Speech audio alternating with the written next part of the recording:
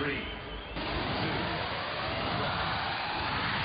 Tornado from the right-hand side. Razor immediately, though, with a beak on the attack, trying to penetrate the very shell of Tornado, crumpling and grinding.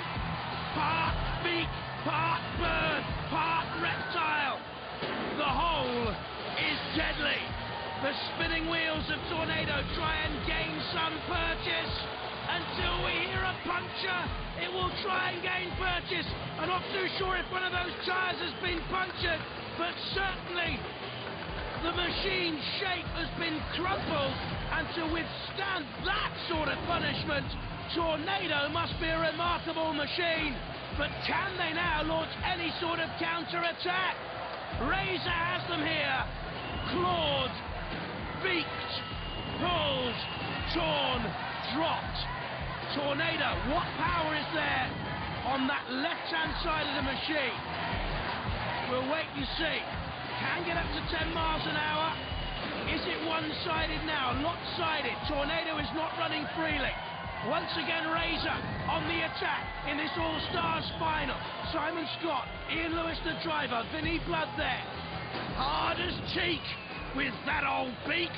Into the tyre it plunges once again. Tornado all of a sudden is looking a tired out old thing there in the war zone, in the arena. It cannot get away from Razor with the intense crushability. Two trolley shop caddy motors driving up to 11 miles an hour for Razor. Doesn't need to get up any speed because it has Tornado in its clutches. And poor old Andrew Marchant, the driver of Tornado, can do nothing against Simon Scott C. It has been mightily effective in Robot Wars Extreme, but it has more than met its match against the world champions Razor, the international champions Razor. It's punctured now. The skin of Tornado, trying to get through to the very motors in there now. The 36-volt motors of Tornado. There is no life in that machine. Axed by the house robot. The Refbot takes a cursory glance. Sergeant Bash waits as well. Pit, pit, pit, they cry. There's a lick of flame from the arena floor. Tornado, torch, scorned, burned, but not shamed. There goes Razor, onto the pit release button. You can see it flashing, see the pit descending. It's all over for Tornado. They'll end up in the pit ultimately, but after being counted out by the Refbot, Razor, worthy winners of our All-Stars final, worthy champions of Robot Wars Extreme, as all that is left to do is snuff out the Tornado, dampen down the hurricane, quieten the whirlwind. We have put the wind up you, says Razor, and in the end, let's be honest, it wasn't even a close shave. Sergeant Bash and Shunt come in with the last rites for a very brave, battling machine. Andrew Marchant, David Gamble and Brian Moss can be proud. Tornado, of course, holders of the challenge belt, beaten 3 stakes to heaven on their way through. Then the spiteful Pussycat.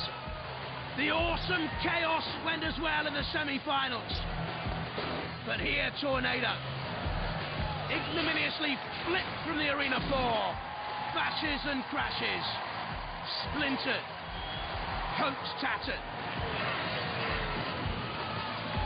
Boing, it came down, but there is no bounce left in Tornado. No bounce in the step.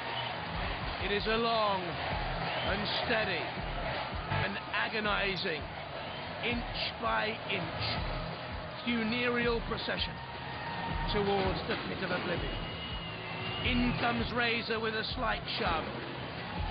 Razor has the last word. Tornado has the last rites.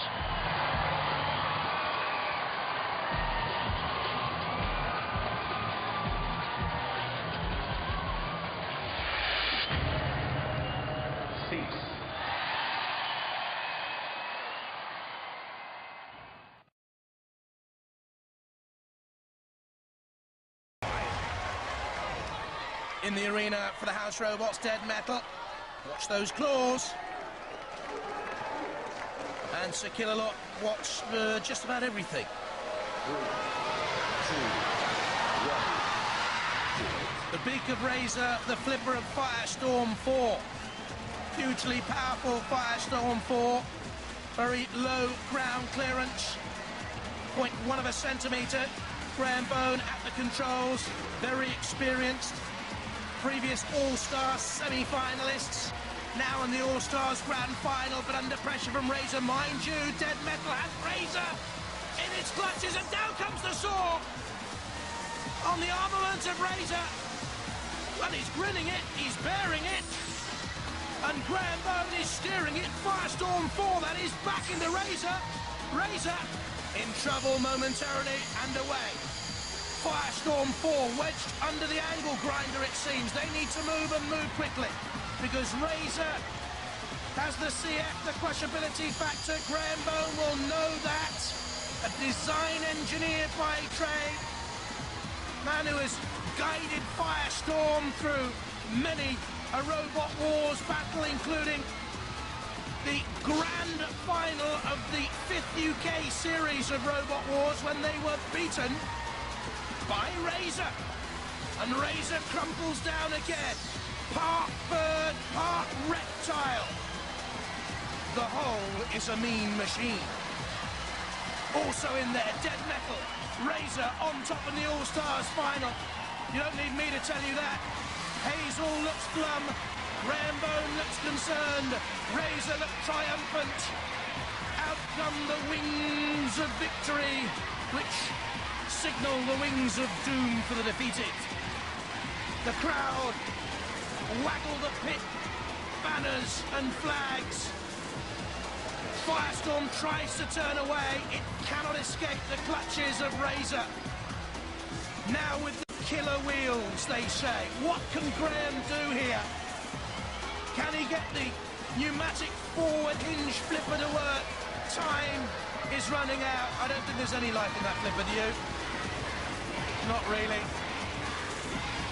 I think they are almost accepting the inevitability of defeat. Razor squeezes the beak in. You're talking a very good machine. Crestfallen, I think, is the word. Well, the pit release has been activated. Firestorm, I think, trying to seek a way out, and no wonder. Razor punishing again. They really don't want to let Firestorm off the hook at all. They've made marks and tears and holes, scrapes and scratches. Absolutely dominant once again. Razor are about to win the All-Stars Championship again. Firestorm valiant, but vanquished. And they always knew they were second best.